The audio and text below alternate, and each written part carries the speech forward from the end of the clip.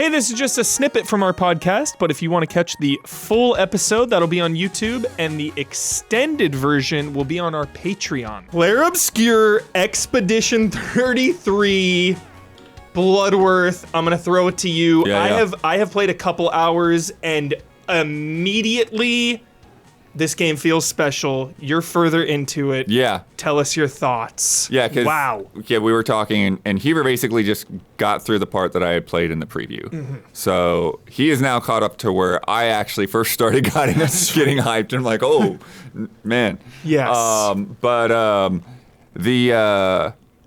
I am now, I would say I'm most likely like a third of the way in.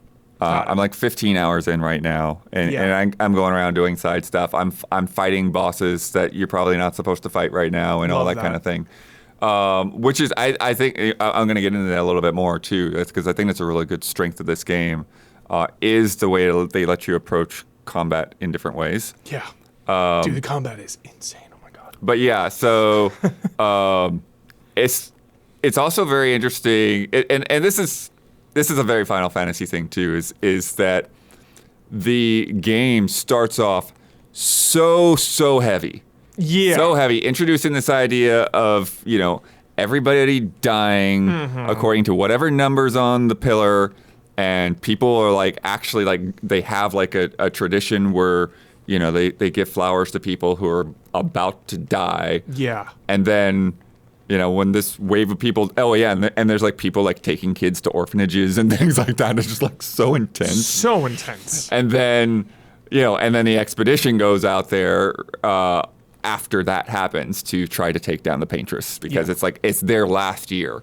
And then you get out there and just all this craziness goes down, and like you're pretty much wiped out, and there's just a couple of you left, and you're just trying to just keep going. But then you get the goofy stuff, and then here, like you find these like hidden mimes, that are super hard. They're so hard. I was like, what the it's like hell? Their version of like Cactuars. Basically, yeah. And when you beat them, and you get the costume that they're wearing, so you see the baguette costume that she's wearing right there, and so essentially the way the mimes work though is that like they have this wall that they put up when you start, where like they're really shielded, and eventually when you break their shield, then you like start like doing real damage. Yeah. But they also have like really strong attacks too. Yeah.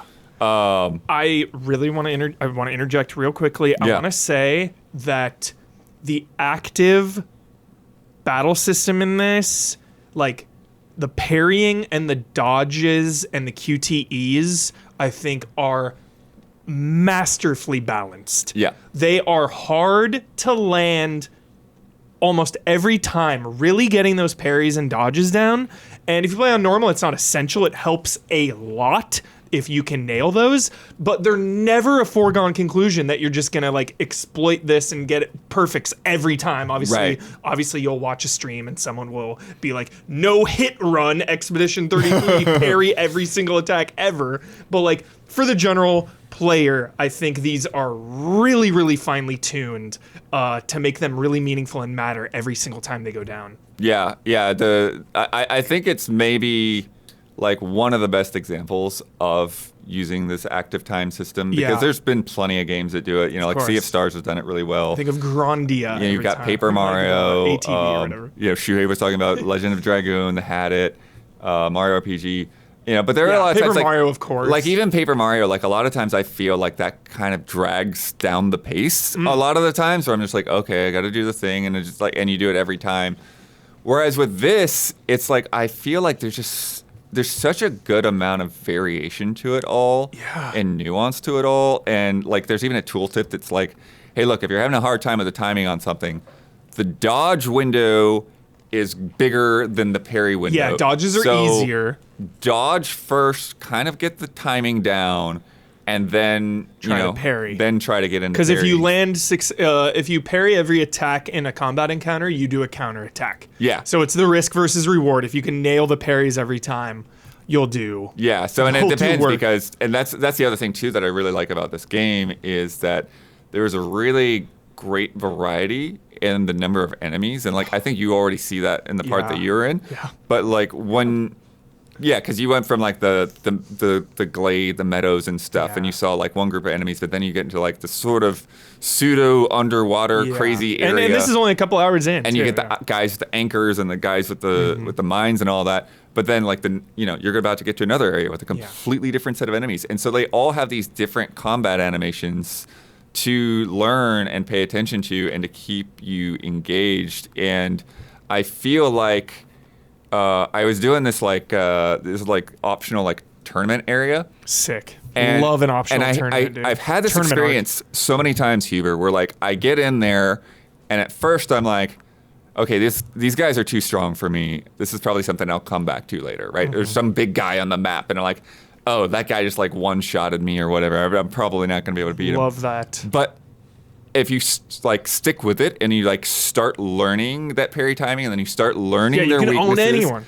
then not quite anyone. There's a couple Yeah. that I'm like, okay, no, this guy definitely will not be able to. Yeah, but because you'd have to hit him like a But million there have been a times. lot of others that like I thought that at first, and then like I just took a little bit of time to learn it, and then got that timing down, and then it feels like literally like Punch Out. You know, it's like you're just getting those moves down. It's like, okay, he's got this tell. Blood. Yeah. Seriously, this game, I get so into the combat that when I do a dodge, sometimes I will like my whole body will be like, what? Like I will get so into it that my whole body moves because I'm like so invested in the dodging and parrying. It's like, oh. And then it's because there's this guy in the tournament where it's like, okay, I'm having a hard time because he'll do these fake outs on me. He'll do just the little thing, and then I'll dodge, and he'll hit me as soon as I come back. But then I was like messing with it, and I was like, oh, anytime that like he's like actually gonna throw a punch, he does a grunt first. The sound is key to dodge for sure. So- because someone was doing like a little rock move underground, and it was like bum bum bum. So then I was like bum bum dodge, like using Same thing those with like audio. spell timing. Sometimes like you just pick up on like when is that gonna like climax, and Totally, you the hit it. music, dude. Yes. Holy. Yeah, you just got done with a part with some really great music. Yep. Oh my God! Who does the music for this? Blood? Do we know? God, I don't think it's somebody that like we know from the past. Like, Dude, I think it's one of their so good. their team members. I don't know It off is the top of my so head. good. But so that's the thing. Is like we're just talking about how great. Oh yeah, this is what I was talking about. This is the guy I was countering. This is the like optional little tournament area. Nice. But you can even see like with the characters, each character has their own mechanics, Which is so great, and it really, really changes. It makes each combat encounter feel so fresh because each time you're a different person, you're approaching it from a different angle. Whereas in, something like Dragon Quest, even, it'll be Right. like, okay, I'm just gonna like attack. I'll use my swish. I'll use my heal. Like zap. Like you're using kind of the same mechanics for your whole party, whereas this, like, each character really feels unique. Yeah, and then some of these enemies too. Like, so these guys that are in this area before you get to the Gestural Village, like a lot of them have like weak points, and so that's another thing that you can do is like you push the left trigger, you pull out your gun, and like you aim at weak points on enemies. Definitely get some Persona and Metaphor vibes here, for sure. But it's sure. like using your gun uses up your action points, so that if you use your gun, then you can't use some of your like bigger skills and things like that. And then there's a lot of things that sort of like you're setting up like a sequence of things. So it's like you can mark an enemy, and then the next person, like if an enemy's marked, then their skill will do this extra thing on top of it.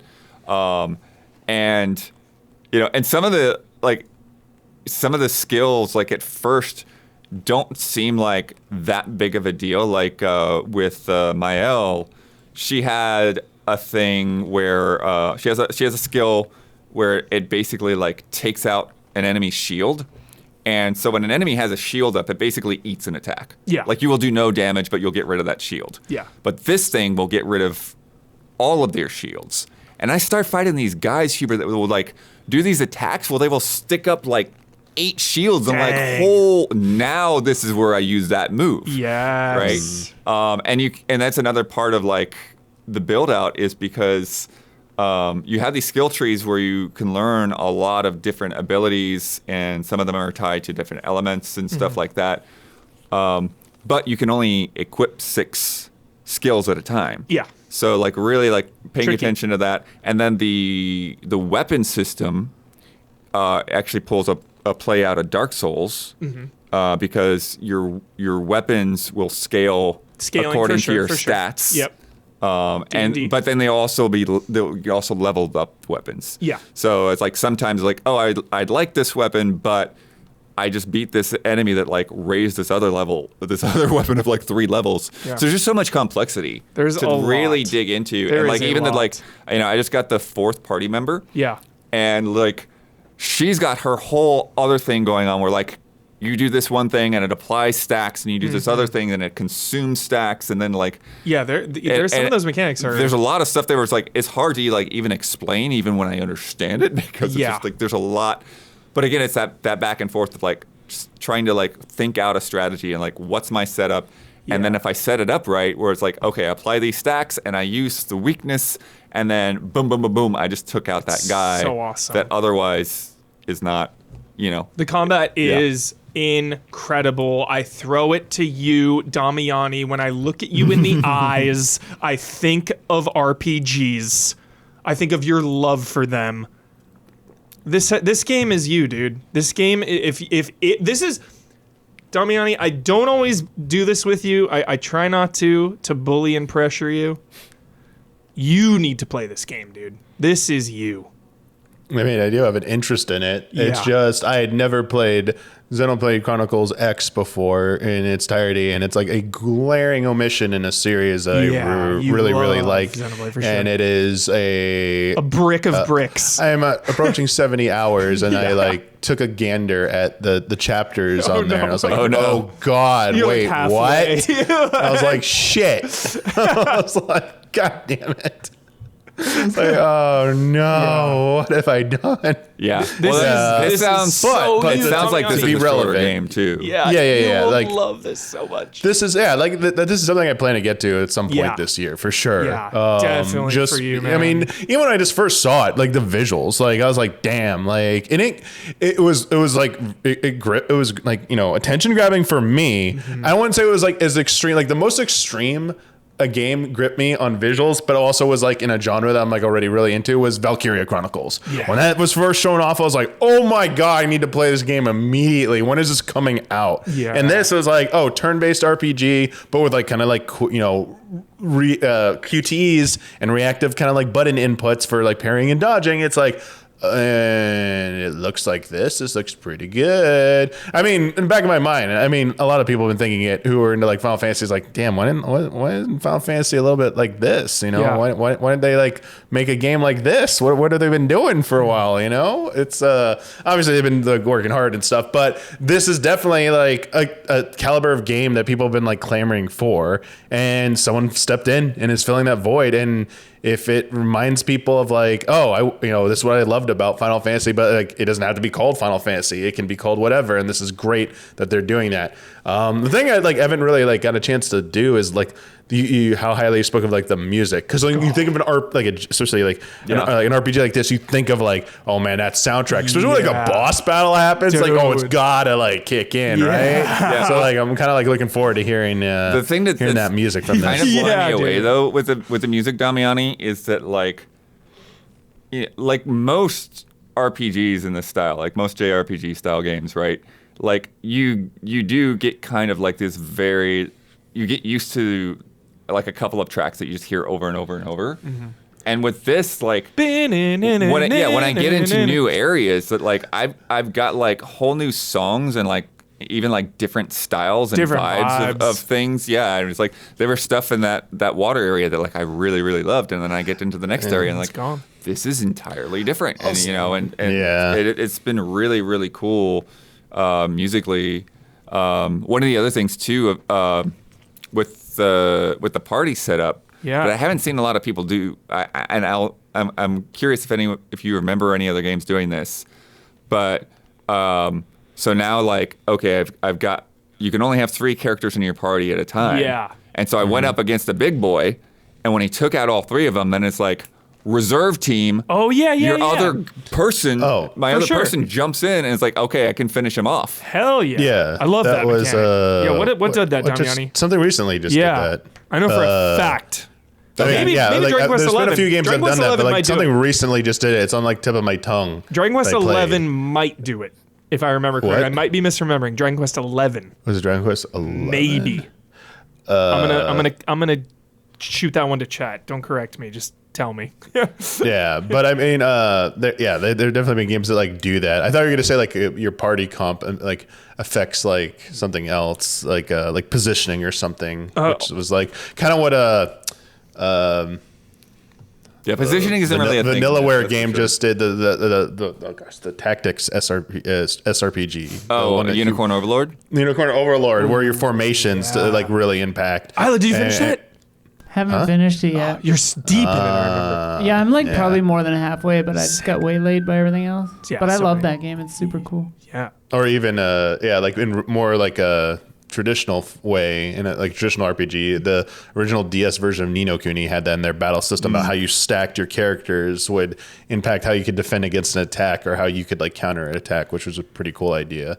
Shout out, the composer is Lauren Testard. Nice. Yes. Thank you.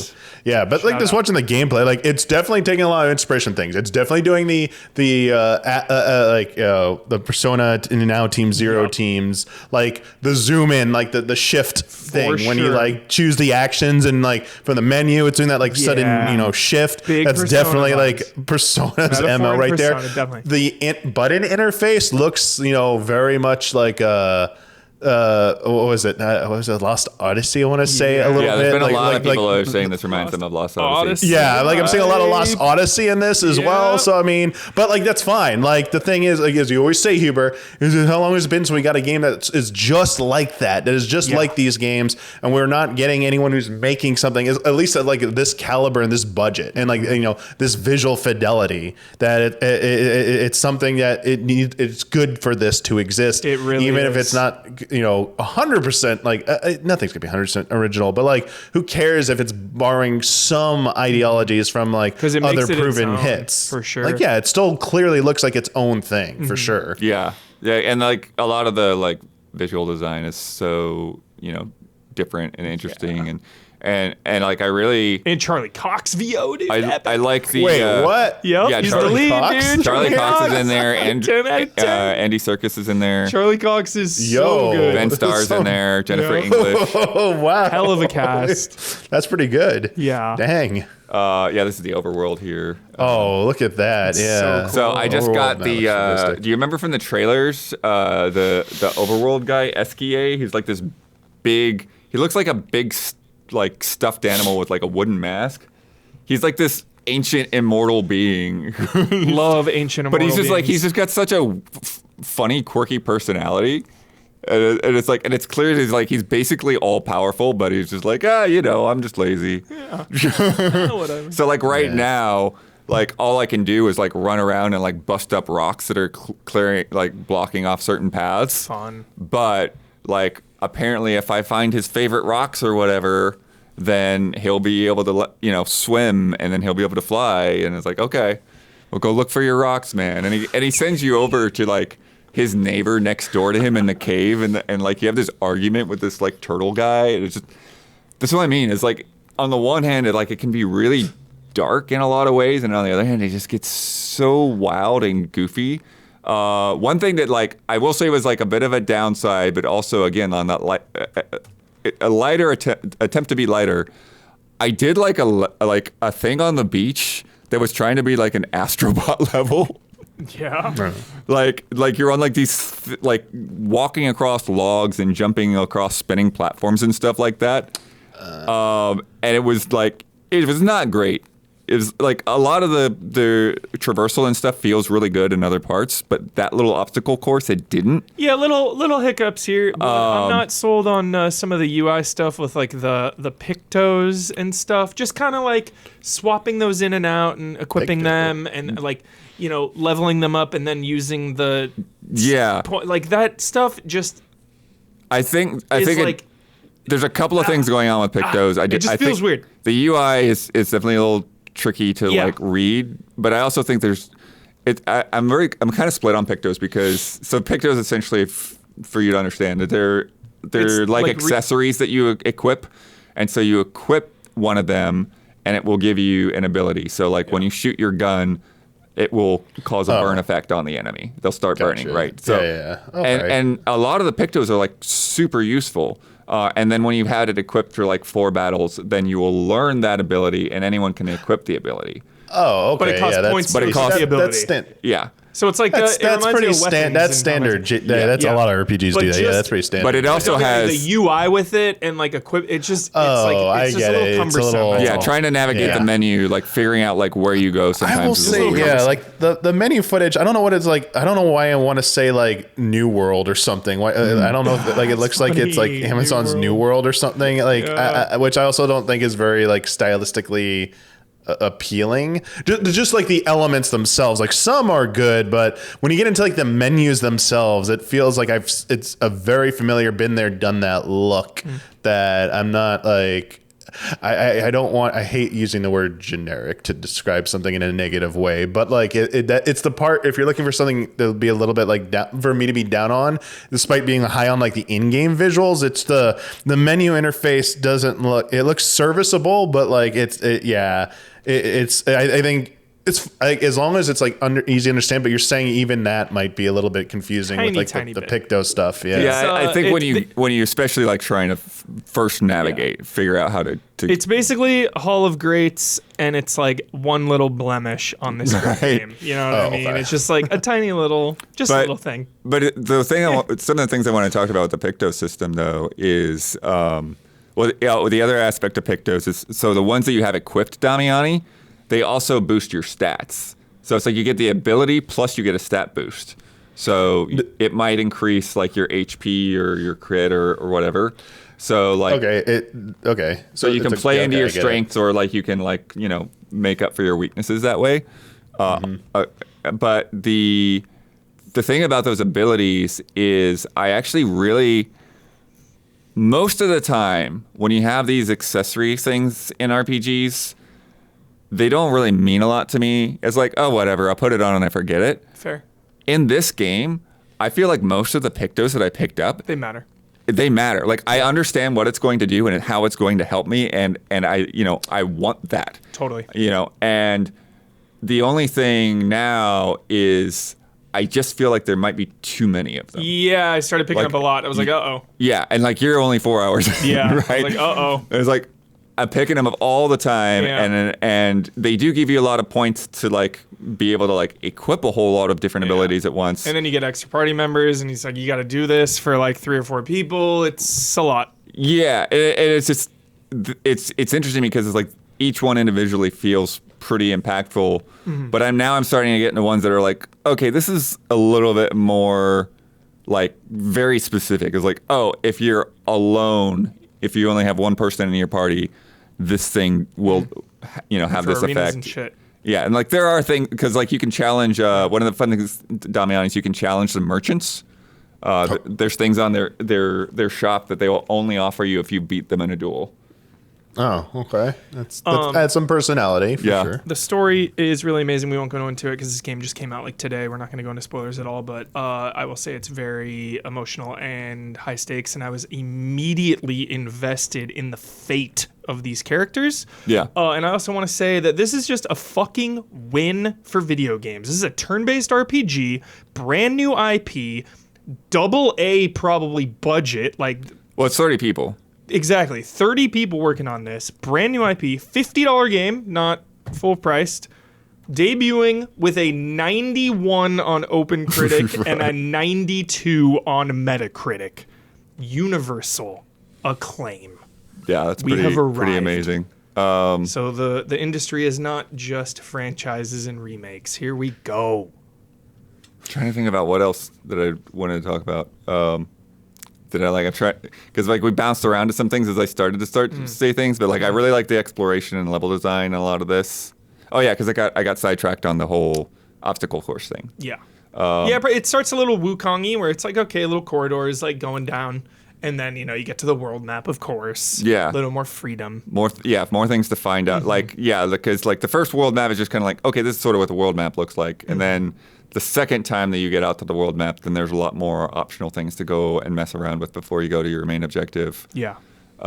Highly the recommend. camp. The camp is what I wanted to talk about. The camp is really interesting. Love camps, dude. Because it's Campfire. like, it's sort of like taking that element, like, you saw like those moments in like Chrono Trigger or whatever. It was just like, that was part of like the concept art, for Chrono Trigger. Sure. And like there was like a scene or two where that was a thing. And in this, it's like it's a mechanic where it's like every now and then it's like you're just on the overworld map. You push down on the D-pad and you camp, and you can have these conversations, these really good conversations with your party members there. Characters rule. And then you also have like other characters that you meet along the way, like SGA, like the curator, who will they will be able to upgrade your weapons and stuff like that. You get to like sit down and like write in your journal. Love that part. There's a record player there, Damiani. So like when you find like these records, like in Lonely, Final Dark, and Fantasy Deep, 16, bro. yeah, Kestrian. There you go. and there's some pretty key story stuff that happens in the camp. So it's not just like a side thing. We love camps. We love camps, dude. We think of our boys Noctis and Prompto cooking by the camp. We love 15 in this house. We love it. We're defenders, right? Right, everybody? Yeah. But There the we go. pacing, Thanks, Blood. Thanks for backing me up, bro. the pacing, We love 15. the pacing and the variety in this so far. It top notch. It's one of those games where like I don't feel like I'm ever getting into a slog. I want to see what's around the next corner. Do you want to know the best compliment I can give a game now that I'm 37 years old? This is a game that I want to wake up early to play. Right. I go to sleep and I will like set my alarm earlier just to freaking play this game. I have not felt that way in a minute, dude, where it's like, no, I need to go to sleep so I can wake up and just play more of this. Well, like last night it was like Holy I was shit. Like, I was a bummer because like I started late and I'm like, oh, I'm so tired, but like I should try to play some more before we talk about it. Yeah.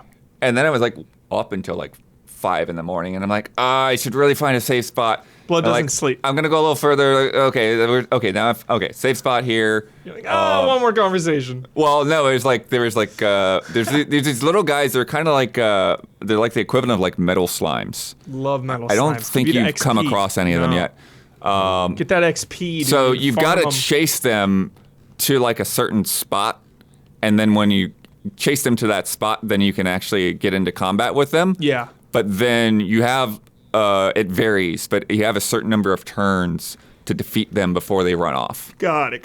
So Classic metal slime. But anyway, so there's one of those guys there, and there was something else. It was like, okay, well, I want to like at least like clear this little spot, and then I'll Yeah. save it the next. Then it's but- like 6 a.m. yeah, that's the thing. Yeah. Yeah, and it's like I gotta upload my footage still too. It's one of those games, Chad. But yeah, I just love playing this game. Same. It's very special. It feels and- very special. Oh, and that was the other thing I kind of alluded to earlier is you can like power through some things like I've been doing like Punch Out style, but then like Brittany Brombacher, like she's been Shout out. grinding it out because like You totally can the Dark Souls. flags will yeah, like respawn enemies. I thought of so Jones you can immediately. find a spot and just like grind it out if you want. Totally. For sure. You can change difficulties anytime. There's 3 difficulties. Yeah. The highest one says I that feel like parrying normal's and pretty dodging is challenging. required Yeah. to progress. And then the middle difficulty is it's encouraged. But yeah, the difficulty seems good because get to a new area, Trash mobs are a little challenging, not really. Quickly you like start to overpower them, but then there's always like a side fight or a side boss or something that's like intense. And I Yeah, like that. there's been quite a few good side challenges. Yeah. They're called a lot of them are there's the mimes, but then there's also they have chromatic at the beginning of their Chromatic. name. Those are the hard guys. Those are the ones to watch out for. Nice. When the QTE tutorial popped up, Bloodworth, did you think about Shenmue and Yu Suzuki's contribution to the video game industry at all? Or did you dismiss it? It's funny that you brought that up because I will say that was actually another one of like the I know sort Dragon of Lair did it first. the negative points for me. Yeah. The way that the tutorials brought things in, I always felt like I was the tutorial actually threw me off.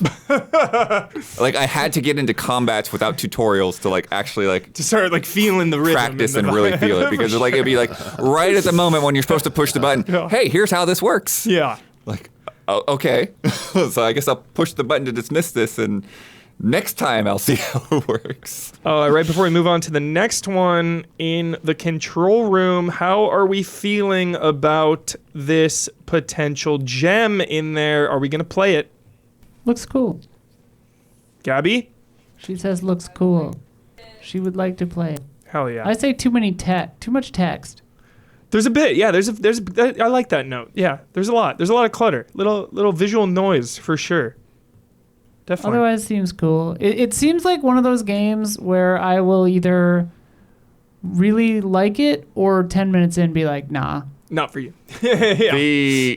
Yeah, I mean, I didn't feel like the start. I think you like the characters. I didn't feel like the start felt slow, but I was telling Gene earlier today about this. I do worry that the people that are playing it on Game Pass might bounce because it is like a good hour or so of like somber story stuff before you get to like actually start. Yeah. Before you fighting get the things. freedom Yeah. of an open world RPG, it takes a few hours. But even in the opening though, like I appreciate that like it's not just like a bunch of like stop and listen to cutscenes. It's like you're free to explore that town and Love talk that. to people as much as you want or as little as you want and get into like some of those training fights as much or as little as you Yeah. want. So immerse me in this brand new world. Yeah. So cool. Clair Obscur Expedition 33. Don't skip for sure. If you like this conversation, become a $5 and up patron. You get ad-free cuts, extended cuts, all of the cuts, and you get to get into our Discord and more. Patreon.com/EasyAllies.